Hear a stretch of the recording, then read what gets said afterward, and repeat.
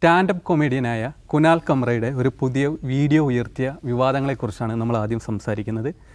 മഹാരാഷ്ട്ര ഉപമുഖ്യമന്ത്രിയും ശിവസേന നേതാവുമായ ഏക്നാഥ് ഷിൻഡെയെ രാജ്യദ്രോഹി എന്ന് അത്തരത്തിൽ വിശേഷിപ്പിക്കുന്നതാണ് ആ വീഡിയോ എന്നാണ് ശിവസേന വിഭാഗം ആരോപിക്കുന്നത്. ഈ വീഡിയോ ഷൂട്ട് ചെയ്ത് അല്ല റെക്കോർഡ് ചെയ്ത സ്റ്റുഡിയോ ഇതിനെ തുടർന്ന് ശിവസേന പ്രവർത്തകർ അടിച്ചു തകർത്തിരുന്നു. കൂടാതെ ആ ഓഫീസിൻ്റെ ഒരു ഭാഗം നിയമാനുസൃതമല്ലെന്ന് കാണിച്ച് മുംബൈ കോർപ്പറേഷൻ പൊളിച്ചു മാറ്റുകയും ചെയ്തിരുന്നു. കൂടാതെ കുനാലിനെതിരെ കേസ് എടുക്കുകയും ചെയ്തിട്ടുണ്ട്. അജിംസ്, ഇന്ത്യയിൽ ഇത്തരം സംഭവങ്ങൾ ഉണ്ടാകുന്നത് ഇപ്പോൾ ഒരു പുതിയ കാര്യമല്ലാതായി മാറിയിട്ടുണ്ട്. കുനാലാണെങ്കിൽ ഇതിൽ പറഞ്ഞിട്ടുണ്ട്, ഞാനിതിൻ്റെ അകത്ത് ഖേദപ്രകടനം നടത്തേണ്ട ആവശ്യമില്ല, കോടതി എന്തെങ്കിലും പറയട്ടെ, അങ്ങനെയാണെങ്കിൽ ആലോചിക്കാമെന്നുള്ളതാണ്. ആ വീഡിയോ കണ്ടിരുന്നു, എന്താണ് അതിൽ തോന്നുന്നത്? അല്ല, അദ്ദേഹം ഒരു സ്റ്റാൻഡപ്പ് കൊമേഡിയനാണ്. സ്വാഭാവികമായിട്ടും സറ്റയറാണ് അദ്ദേഹത്തിൻ്റെ ഒരു പ്രധാനപ്പെട്ട ടൂൾ. ഇതാദ്യമായിട്ടും അല്ല കുനാൽ കമ്ര ഇങ്ങനെയുള്ളൊരു കോൺട്രവേഴ്സി പെടുന്നത്. ഇതിനു മുമ്പ് എത്രയോ തവണ അദ്ദേഹത്തിൻ്റെ ഈ തമാശ കോമിക് അല്ലെങ്കിൽ ഈ സറ്റയർ കൊണ്ട് അദ്ദേഹം കുഴപ്പത്തിൽ ചാടിയിട്ടുണ്ട്. 2020 സുകേഷ് ഓർക്കുന്നുണ്ടാവും, ഈ അർണബ് ഗോസ്വാമിയെ ഫ്ലൈറ്റിൽ വെച്ച് അദ്ദേഹം എൻകൗണ്ടർ ചെയ്തൊരു സീൻ. ആ വീഡിയോ ഭയങ്കരമായിട്ട് വൈറലായിരുന്നു. അപ്പോൾ അത് അന്ന് തന്നെ അദ്ദേഹം ചെയ്യുന്ന എന്താണെന്ന്, രോഹിത് വെമുല ആത്മഹത്യ ചെയ്ത സംഭവത്തിൽ അർണബ് ഗോസ്വാമി സ്വീകരിച്ച നിലപാട്, അദ്ദേഹം ഓൺ എയറിൽ നടത്തിയിട്ടുള്ള അധിക്ഷേപങ്ങൾ, അദ്ദേഹത്തിൻ്റെ വളരെ ഇൻഫ്ലേമബിളായിട്ടുള്ള ചില ഷോകൾ, ഇതൊക്കെ മുൻനിർത്തിയാണ് അദ്ദേഹം എന്ത് ചെയ്യുന്നത്, അർണബ് ഗോസ്വാമി തിരിച്ച് ചോദ്യം ചോദിക്കുകയാണ്. സാധാരണ Arnab Goswami nation wants to know എന്ന് പറഞ്ഞ് മറ്റുള്ളവരോട് ക്വസ്റ്റ്യൻ ചോദിക്കുന്ന പോലെ അദ്ദേഹം ഒരു ഫ്ലൈറ്റിൽ നിന്ന് അർണാബിനോട് ചോദിക്കുകയാണ്, അർണാബ് പ്ലീസ് ആൻസർ മീ എന്ന് പറഞ്ഞുകൊണ്ട്. അർണാബ് മിണ്ടാതിരിക്കുന്നു. പക്ഷേ അത് തുടർന്ന് എന്താ ഉണ്ടായതെന്ന് വെച്ചാൽ അദ്ദേഹത്തിന് ഫ്ലൈറ്റ് ബാൻ ഉണ്ടായി 6 മാസത്തേക്ക് ഇൻഡിഗോയിൽ നിന്ന്. ഇൻഡിഗോയിൽ നിന്ന് 6 മാസം ഫ്ലൈറ്റ് ബാൻ ഉണ്ടായി. പിന്നീട് എയർ ഇന്ത്യ മറ്റ് ചില വിമാന കമ്പനികൾ അദ്ദേഹത്തിന് ലൈഫ് ലോങ് ബാൻ കൊടുക്കുകയുണ്ടായി ഈ സംഭവത്തെ മുൻനിർത്തി. പക്ഷേ അദ്ദേഹം അതിൽ മാപ്പ് പറയാനോ അതിലെന്തെങ്കിലും ഞാൻ ചെയ്ത് തെറ്റായിപ്പോയെന്ന് പറയാനോ ഖേദപ്രകടനം നടത്താനോ തയ്യാറായിട്ടില്ല. കാരണം ഒരു സാധാരണ വ്യക്തിയുടെ മുമ്പിൽ മൈക്കും ക്യാമറയായിട്ട് ചെല്ലുന്ന ജേർണലിസ്റ്റിനുള്ള അതേ അധികാരം തനിക്കുമുണ്ട് ഒരു ജേർണലിസ്റ്റിനോട് തിരികെ ചോദ്യം ചോദിക്കാൻ എന്നാണ് അദ്ദേഹം പറഞ്ഞത്. സാധാരണ ഇപ്പോൾ അർണബ് ഗോസ്വാമിയുടെ ചാനലിൽപ്പെട്ട ആളുകൾ ഇപ്പോൾ കഴിഞ്ഞ ദിവസം ഷമാ മുഹമ്മദ് എന്തോ ഒരു വിവാദ പ്രസ്താവന നടത്തി കഴിഞ്ഞപ്പോൾ ഷമാ മുഹമ്മദ് ഒരു വീട്ടിലേക്ക് കയറി പോകുന്നതിൻ്റെ തൊട്ട് പുറകെ അർണബ് ഗോസ്വാമിയുടെ ചാനലുകാർ മൈക്ക് കാട്ടി എന്നിട്ട് മാപ്പ് പറയുന്നില്ലേ എന്ന് പറഞ്ഞ് പുറകെ പോയത് സംഭവം ഓർമ്മയുണ്ടാവും. അത്രയൊന്നും കുനാൽ കമ്ര അന്ന് ചെയ്തില്ല. പിന്നീട് എത്രയോ വിവാദങ്ങൾ അദ്ദേഹത്തിൻ്റെ അതേ തുടർന്നാണ് ഗുഡ്ഗാവിൽ അദ്ദേഹത്തിനെതിരെ ഒരു ആക്രമണം ഉണ്ടായി. VHPയുടെ പ്രവർത്തകർ അദ്ദേഹത്തിൻ്റെ ഈ സ്റ്റാൻഡപ്പ് കോമഡി ഷോ നടക്കുന്ന സ്ഥലത്തേക്ക് ആക്രമിച്ച് അത് നിർത്തിവെക്കേണ്ട അവസ്ഥയുണ്ടായിരുന്നു. ഒന്നിലധികം എത്രയോ തവണ അദ്ദേഹത്തെ അത്തരം ജുഡീഷ്യറി അദ്ദേഹം വിമർശിച്ചിട്ടുണ്ട്. ജുഡീഷ്യറി വിമർശിക്കുന്നതെന്ന് വെച്ചാൽ SS ബോബ്ഡെ സുപ്രീം കോടതി ചീഫ് ജസ്റ്റിസ് ആയിരുന്ന സമയത്ത് ബോബ്ഡെ പേരെടുത്ത് അദ്ദേഹം വിമർശിച്ചിട്ടുണ്ട്. അതിനെതിരെ ഈ കോട്ടലക്ഷ്യത്തിന് കേസ് വന്നു കഴിഞ്ഞപ്പോൾ അദ്ദേഹം പറഞ്ഞൊരു മറുപടിയുണ്ട്, ഒരു പബ്ലിക് സ്ക്രൂട്ടിനിക്ക് വിധേയമായിരിക്കണം കോടതികൾ പോലും എന്നുള്ളതാണ് എൻ്റെ ഉറച്ച ജനാധിപത്യ ബോധം. അതുകൊണ്ട് ഞാൻ കോടതിയെ ഇനിയും വിമർശിക്കും, ഞാൻ അതിൽ മാപ്പ് പറയാൻ പോകുന്നില്ല എന്നാണ് പറയുന്നത്. സുപ്രീം കോമഡി മാത്രമല്ല, അതിൽ വളരെ രസകരമായൊരു സംഭവം ഉണ്ടായി. ഒരു കോടതിയുടെ ഒരു ചിത്രം വെച്ചിട്ട്, ജഡ്ജിമാരൊക്കെ ഇരിക്കുന്ന ചിത്രം വെച്ചിട്ട് അതിൻ്റെ ബാക്കിൽ മഹാത്മാഗാന്ധിയുടെ പടത്തിന് പകരം ഒരു പ്രമുഖ അഭിഭാഷകൻ്റെ ചിത്രം അവിടെ ചേർത്തിട്ടാണ് അദ്ദേഹം ഒരു തമാശ ട്വീറ്റ് ചെയ്തത്. അത് ഭയങ്കര പ്രശ്നമായി. കാരണം ഗാന്ധിയുടെ പ്രിൻസിപ്പിളല്ല കോടതികളെ നയിക്കുന്നത്, ഈ അഭിഭാഷകൻ്റെതാണ് എന്നാണ് അദ്ദേഹം ചൂണ്ടിക്കാട്ടിയത്. അങ്ങനെ ഒരുപാട് കാര്യങ്ങൾ. ഫ്രീ സ്പീച്ച് എത്രത്തോളമാകാം, ഫ്രീ സ്പീച്ച് ഈ പബ്ലിക് പേഴ്സൺസിനെ എത്രമാത്രം ആക്രമിക്കാം എന്നൊക്കെയുള്ള ഡിബേറ്റൊക്കെ നടക്കുന്നുണ്ട്. ഇപ്പോൾ ഉദാഹരണത്തിന് ഈ സംഭവം, ഇപ്പോൾ സുകേഷ് പറഞ്ഞ സംഭവത്തിൽ തന്നെ അദ്ദേഹം ആ സ്റ്റാൻഡപ്പ് കോമഡി പറയുന്ന ഒരു കാര്യം എന്താണ്, ഗദ്ദർ എന്ന വാക്കാണ് ഹിന്ദിയിൽ ഉപയോഗിച്ചത്. ഗദ്ദർ എന്ന് പറഞ്ഞാൽ രാജ്യദ്രോഹി എന്ന് മാത്രമല്ല അർത്ഥം, അതിന് വഞ്ചകൻ എന്ന അർത്ഥമുണ്ട്. അദ്ദേഹം വഞ്ചിച്ചത് ശിവസേനയാണ്. ശിവസേനയെ വഞ്ചിച്ച് അദ്ദേഹം ഒരു പാർട്ടി പിളർത്തിയെടുത്ത് BJPയുടെ കൂടെ പോയി എന്നുള്ളതാണ്.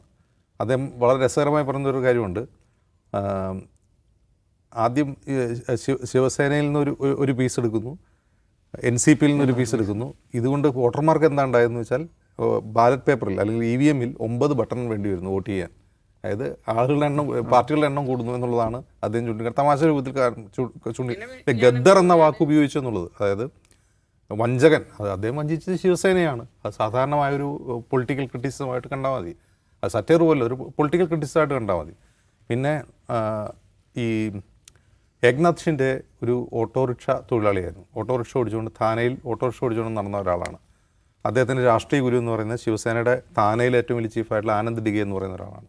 അപ്പോൾ ആനന്ദ് ഡിഗെ പടിപടിയായി ഏക്നാഥ് ഷിൻഡെ എന്നാണ് രാഷ്ട്രീയ പൊളിറ്റിക്കൽ ശിവസേനയുടെ റാങ്ക് ആൻഡ് ഫയലിൽ മുകളിലേക്ക് കൊണ്ടുവന്നിട്ടുണ്ട്. ശിവസേന ചീഫ് ആയിരുന്ന താക്കറയുടെ പ്രധാനപ്പെട്ട ഒരാളായി അദ്ദേഹം മാറുകയും ചെയ്തതാണ്. അപ്പോൾ അത്ര വിശ്വസ്തനായതുകൊണ്ടാണ് ഏറ്റവും താഴേക്കിടയിലുണ്ടായിരുന്ന ഒരു ഓട്ടോ തൊഴിലാളിയായ ഏക്നാഥ് ഷിൻഡെ ഇന്ന് കഴിഞ്ഞ തവണ മുഖ്യമന്ത്രിയാവുകയും ഇത്തവണ ഉപമുഖ്യമന്ത്രിയായിരിക്കുന്ന എന്തുകൊണ്ടാണ്? ശിവസേനയുടെ ബാൽ ഠാക്കറേക്ക് അദ്ദേഹം അത്ര പ്രിയപ്പെട്ടവനായിരുന്നു, ആ പാർട്ടിക്ക് അത്ര പ്രിയപ്പെട്ടവനായിരുന്നുകൊണ്ടാണ്. അതർവൈസ് അദ്ദേഹം അങ്ങനെ വളർന്നു വരില്ല. അപ്പോൾ ആ വിശ്വാസത്തെയും സ്നേഹത്തെയും വഞ്ചിച്ചു എന്നാണ് കുനാൽ കമ്ര ആ ഗദ്ദർ എന്ന പദപ്രയോഗത്തിലൂടെ ഉദ്ദേശിക്കുന്നത്. സ്വാഭാവികമായും അവർക്കത് പൊള്ളും, ആക്രമണങ്ങളുണ്ടാവും. പക്ഷേ കുനാൽ കമ്ര അതിൽ നിന്ന് പിന്മാറുമെന്ന് തോന്നുന്നില്ല. കാരണം അത്രമാത്രം ഫിയർലെസ്സായി തൻ്റെ ജോലി ചെയ്യുന്ന ഒരാളാണ് കുനാൽ കമ്ര. ഇത്തരം ഭീഷണികൾ കൊണ്ടോ ആക്രമണങ്ങൾ കൊണ്ടോ കേസുകൾ കൊണ്ടോ അദ്ദേഹത്തെ പിന്തിരിപ്പിക്കാൻ കഴിയുമെന്ന് തോന്നുന്നില്ല.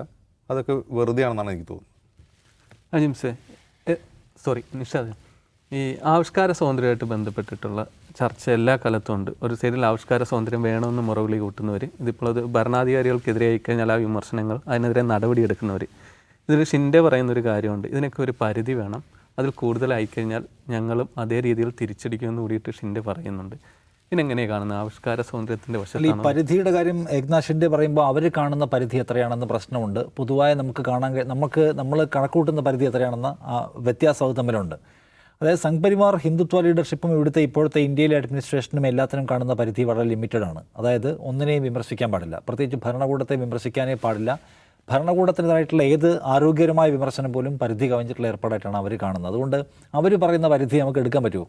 അതായത് ഈ കുനാൽ കമ്ര അദ്ദേഹം ഭയരഹിതമായി അദ്ദേഹത്തിൻ്റെ ജോലി എന്ന് അജിംസ് പറഞ്ഞു. കേവലമായി ജോലിയിൽ മാത്രമല്ല, വേണമെങ്കിൽ ജോലി എന്ന് പറഞ്ഞാൽ അദ്ദേഹത്തിന് ആരെയും വേദനിപ്പിക്കാത്ത തമാശകൾ പറഞ്ഞുകൊണ്ട് വേണമെങ്കിൽ അദ്ദേഹത്തിൻ്റെ ദൗത്യം നിർവഹിച്ചു പോകാം. ഇതങ്ങനെയല്ല. അദ്ദേഹം സർക്കാരും സർക്കാർ നയങ്ങളും ആ സർക്കാർ സ്വീകരിക്കുന്ന അങ്ങേയറ്റം കുഴപ്പം പിടിച്ച ഐഡിയോളജി ഇതിനെല്ലാം നിശിതമായി വിമർശിക്കുന്ന ഒരു ഉത്തരവാദിത്വം നിറവേറ്റുന്ന ആളാണ്. ഇന്ത്യയിലെ ബാക്കിയെല്ലാം സ്റ്റാൻഡപ്പ് കൊമേഡിയന്മാരും അങ്ങനെ ചെയ്യുന്നവരല്ല. ഇദ്ദേഹത്തോടൊപ്പമുള്ള ഇദ്ദേഹത്തെക്കാളും പോപ്പുലറായിട്ടുള്ള സ്റ്റാൻഡപ്പ് കൊമേഡിയന്മാർ ഇന്ത്യയിലുണ്ട്. പക്ഷേ അദ്ദേഹം ചെയ്യുന്ന ജോലിയിൽ അദ്ദേഹം എന്ത് ചെയ്യുന്നു? തമാശ പറയുന്നതിനോടൊപ്പം തന്നെ വളരെ സ്ഫുടമായ രാഷ്ട്രീയം കടത്തിവിടുന്നു. അത് വലിയ തോതിൽ ആളുകളെ സ്വാധീനിക്കുന്നു. ഇപ്പോൾ എന്തുകൊണ്ടാണ് സ്റ്റാൻഡപ്പ് കോമഡിയന്മാരോട് ഭരണകൂടത്തിനും കലിപ്പുണ്ടാവാൻ കാര്യം? നമ്മൾ കാണേണ്ട ഒരു കാര്യം, അവർ സംസാരിക്കുന്ന പലപ്പോഴും ഈ പറയുന്ന യുവാക്കളോടാണ്, അപ്പർ ക്ലാസ് യുവാക്കളോടാണ്. IT ഹബിലൊക്കെ ജോലി ചെയ്യുന്ന ഭയങ്കര ഒരു ക്രീം ലെയർ ഒരു ഉപരിജീവിതം നയിക്കുന്ന ആൾക്കാരോടാണ്. അവർ പൊതുവെ രാഷ്ട്രീയത്തിന് അതീതമായി ചിന്തിക്കുന്നവരും വികസനം എന്നൊക്കെ നോക്കുമ്പോൾ മോദി സർക്കാരിൻ്റെ പ്രൊപ്പഗൻഡയിൽ വിശ്വസിക്കാൻ സാധ്യതയുള്ള ആൾക്കാരാണ്. അവരോട് സംസാരിക്കവെയാണ്, അവർക്ക് വേണ്ടിയുള്ള തമാശ പറയുന്നതിനിടയിലാണ് സർക്കാരിനെ വിമർശിക്കുന്ന വളരെ കൃത്യമായിട്ടുള്ള രാഷ്ട്രീയവും കൊണ്ടുവരുന്നത്. അത് വലിയ തോതിലുള്ള ചിരി ഉണ്ടാക്കുന്നു. നിങ്ങൾ ഈ കേട്ടുകൊണ്ടിരിക്കുന്ന തമാശയ്ക്കകത്ത് വളരെ കൃത്യമായ രാഷ്ട്രീയം പറയുന്നു. ഈ ഗവൺമെൻറ്റുകൾ നമ്മോട് ചെയ്യുന്ന എന്താണ്, നമ്മുടെ സംസ്കാരത്തോട്, നമ്മുടെ രാജ്യമെന്ന ആശയത്തോട് ചെയ്യുന്ന ചതി എന്താണെന്നതിനെക്കുറിച്ച് പറയാൻ ശ്രമിക്കുന്നു. അത് സർക്കാരിന് അത്ര പിടിക്കില്ല. നിഷ്കളങ്കമായ തമാശകൾ നിങ്ങൾ പറഞ്ഞോളൂ, വല്ല ഡബിൾ മീനിങ് തമാശകളൊക്കെ പറഞ്ഞാൽ ഓക്കെ. രാഷ്ട്രീയം പറയുമ്പോൾ സ്വാഭാവികമായിട്ടും ഗവൺമെൻറ്റിനെ വിമർശിക്കുന്നവർക്ക് അംഗീകരിക്കാൻ പറ്റുന്നില്ല. അത് യുവാക്കളെ സ്വാധീനിക്കുന്നു. നമ്മുടെ ഗവൺമെൻറ് ഇങ്ങനെയൊക്കെ ചെയ്യുന്നുണ്ടോ? അത് നിർദോഷമെന്ന് തോന്നിക്കുന്ന തമാശകളിലൂടെ രാഷ്ട്രീയം പറയുമ്പോൾ അത് സ്വാഭാവികമായിട്ടും ആളുകളെ സ്വാധീനിക്കുമല്ലോ. അത് സർക്കാർ ഭയപ്പെടുന്നുണ്ട്. കുനാൽ കമറുടെ കാര്യം നേരത്തെ അജിംസ് പറഞ്ഞ പോലെ സുപ്രീം കോടതിയെ പോലും വിമർശിക്കാൻ മടി കാണിച്ചിട്ടില്ലാത്ത ഒരാൾ. നമ്മുടെ സുപ്രീം കോടതി ഇപ്പോഴത്തെ ഇന്ത്യൻ സാഹചര്യത്തിൽ വിമർശനാതീതമായിട്ടുള്ളൊരു സംഗതിയാണെന്ന് ആർക്കെങ്കിലും തോന്നുന്നുണ്ടോ? ഇല്ല. നിരന്തരമായ വിമർശനങ്ങൾക്ക് അർഹമായിട്ടുള്ള ഒരുപാട് കാര്യങ്ങൾ സുപ്രീം കോടതിയിൽ നിന്ന് സംഭവിക്കുന്നുണ്ട്. അതുകൊണ്ട് അദ്ദേഹം സുപ്രീം കോടതിയിൽ നിന്ന് വിമർശിക്കുന്നത് വളരെ പെട്ടെന്ന് അതിവേഗത്തിൽ അർണബ് ഗോസ്വാമിക്ക് ജാമ്യം കൊടുത്തതുമായി ബന്ധപ്പെട്ടാണ് ആദ്യം സുപ്രീം കോടതിയെ വിമർശിക്കുന്നത്. അനാവശ്യമായ തിടുക്കം കാണിച്ചു. അന്നത്തെ ഇപ്പോഴത്തെ ലാസ്റ്റ് CJ ആയിട്ടുള്ള നമ്മുടെ ഏറ്റവും അവസാനം ഇറങ്ങിയ DY ചന്ദ്രചൂഡിനെ പോലും അദ്ദേഹം നിശിതമായ ഭാഷയിൽ വിമർശിക്കുന്നുണ്ട്. കോവിഡുമായി ബന്ധപ്പെട്ട് ഇന്ത്യയിലെ അഡ്മിനിസ്ട്രേഷനെതിരെ വലിയ വിമർശനം ഉണ്ടായി വന്നില്ലേ? അന്ന് ആ വിമർശനത്തിന് മുമ്പിൽ നിൽക്കാൻ സ്റ്റാൻഡപ്പ് കോമഡിയന്മാരുടെ കൂടെ ആരുണ്ടായിരുന്നു ചോദിച്ചാൽ കുനാൽ കമ്രയാണ് ഉണ്ടായിരുന്നത്. പിന്നെ ഈ അർണബ് ഗോസ്വാമിയോട് പ്ലെയിനിൽ വെച്ച് ആവർത്തിച്ച് ചോദ്യം ചോദിക്കുകയാണ്. ഈ സുനന്ദ പുഷ്കറിൻ്റെ മരണവുമായി ബന്ധപ്പെട്ട് ശശി തരൂരിനെ ഈ ഇദ്ദേഹത്തിൻ്റെ ചാനലുകാർ വേട്ടയാണ് നമ്മൾ കണ്ടിട്ടുണ്ട്. അതായത് ഒറ്റ ഒരാളോട് ചോദ്യം ചോദിക്കാൻ 4 യൂണിറ്റ് ഇട്ടിരിക്കുകയാണ്. 4 യൂണിറ്റ് എന്ന് പറഞ്ഞാൽ ഒരു യൂണിറ്റ്, ഒരു ക്യാമറ, ഒരു മൈക്കും, ഒരു റിപ്പോർട്ടറും. അങ്ങനെ 4 യൂണിറ്റ് റിപ്പബ്ലിക്കിൻ്റെ ആൾക്കാർ വട്ടം നിൽക്കുകയാണ് ഒരാളുടെ. എന്നിട്ട് അയാൾ നടക്കുമ്പോൾ കൂടെ നടക്കുകയാണ്. അപ്പോഴാണ് വിമാനത്തിൽ വെച്ചൊരു ചോദ്യം ചോദിച്ചിട്ട് അവർ റിപ്പീറ്റ് ചെയ്യുന്നത്. അപ്പോൾ ഇദ്ദേഹം അർണബ് ഗോസ്വാമി അത് അവഗണിക്കുകയാണ് പരമാവധി. എന്നിട്ട് അദ്ദേഹം പറയുന്നുണ്ട് ഒരാളെ ഇങ്ങനെ ഡിസ്റ്റർബ് ചെയ്യുന്നതിൻ്റെ ഒരു ബുദ്ധിമുട്ടെന്താണെന്ന് മനസ്സിലാവുന്നുണ്ടെന്ന് പറഞ്ഞിട്ടാണ് ഈ സംഗതി അദ്ദേഹം പോസ്റ്റ് ചെയ്യുന്നത്. അപ്പോൾ ചെയ്തത് വിമാനത്തിനകത്ത് നമ്മൾ ബിഹേവ് ചെയ്യേണ്ട രീതികളുണ്ട്. ഒരാളുടെ പേഴ്സണൽ സ്പേസിലേക്ക് എന്തുമാത്രം കയറാമെന്നുള്ള ചോദ്യമുണ്ട്. പക്ഷേ അർണബ് ഗോസ്വാമിയെ പോലെ ഒരു ജേർണലിസ്റ്റ് ഇന്ത്യയിലെ മാധ്യമ മേഖലയോട്, ഇന്ത്യത്തെ പൊതു സമൂഹത്തോട് എന്താണ് ചെയ്തുകൊണ്ടിരിക്കുന്നതെന്ന് കാണിച്ചു കൊടുക്കാൻ അത്രയും മികച്ച ഒരു പണി വേറെ ഉണ്ടായിരുന്നില്ല. അതാണ് അദ്ദേഹം കാണിച്ചു കൊടുത്തത്. അപ്പോൾ അത് അതിൻ്റെ പേരിൽ വിലക്കൊക്കെ കിട്ടി.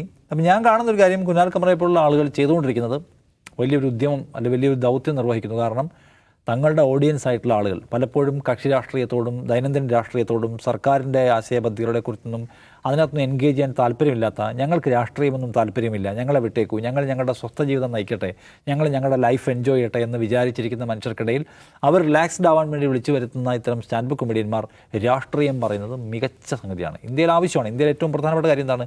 മനുഷ്യൻ്റെ അടിസ്ഥാന ജീവിത യാഥാർത്ഥ്യങ്ങൾ ആൾക്കാർ പറയാതിരിക്കുകയും ബാക്കിയുള്ള ഈ ഉപരിപ്ലവമായ സംഗതികളിൽ കുടുങ്ങിപ്പോവുകയും ചെയ്യാണ്. കുനാലിനെ പോലെ ആൾക്കാർ രാഷ്ട്രീയം പറയുന്നത് അതാണ് സർക്കാരിനെ ഡിസ്റ്റർബ് ചെയ്യുന്ന കാര്യം.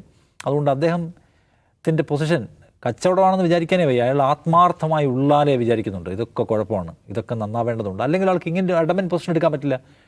അത് ലൈഫ് ലോങ് ബാൻസ് പ്ലെയിൻ യാത്രയ്ക്ക് കിട്ടുന്ന പണിയാണ് ചെയ്തുകൊണ്ടിരിക്കുന്നത്. അതിൽ മാപ്പ് പറയുന്നില്ല. ഷിൻഡെ മുംബൈയിലാണ് ജീവിക്കേണ്ടത്. ഷിൻഡെ ഉപമുഖ്യമന്ത്രി ആയിരിക്കുന്ന ഒരു സർക്കാരിനോട് യുദ്ധം പ്രഖ്യാപിച്ചിരിക്കുകയാണ്. കോടതി പറഞ്ഞാലേ മാപ്പ് പറയും, അല്ലെങ്കിൽ ഞാൻ മാപ്പ് പറയില്ല എന്ന് പ്രഖ്യാപിക്കുകയാണ്. സുപ്രീം കോടതി അദ്ദേഹത്തിന് കോടതി ഇലക്ഷൻ നോട്ടീസ് അയച്ചിട്ട് അദ്ദേഹത്തിന് അത് തിരുത്തു പറഞ്ഞില്ല. അപ്പോൾ ഇന്ത്യയുടെ ഇപ്പോഴത്തെ പോക്കിൽ ആത്മാർത്ഥമായി വേദനിക്കുന്ന ഒരു മനുഷ്യൻ, അയാളുടെ തൊഴിൽ മേഖലയെ ആ പ്രശ്നങ്ങളെ തുറന്നു കാണിക്കാനും അത് ആൾക്കാരെ എഡ്യൂക്കേറ്റ് ചെയ്യാനും ഉപയോഗപ്പെടുത്തുകയാണ് എന്നാണ് എനിക്ക് തോന്നുന്നത്. ആ നിലയ്ക്ക് കുനാലിനെ പോലെ ആളുകൾ നമ്മുടെ സമൂഹത്തിൽ ശുഭകരമായ സാന്നിധ്യമാണെന്ന് ഞാൻ പറയും.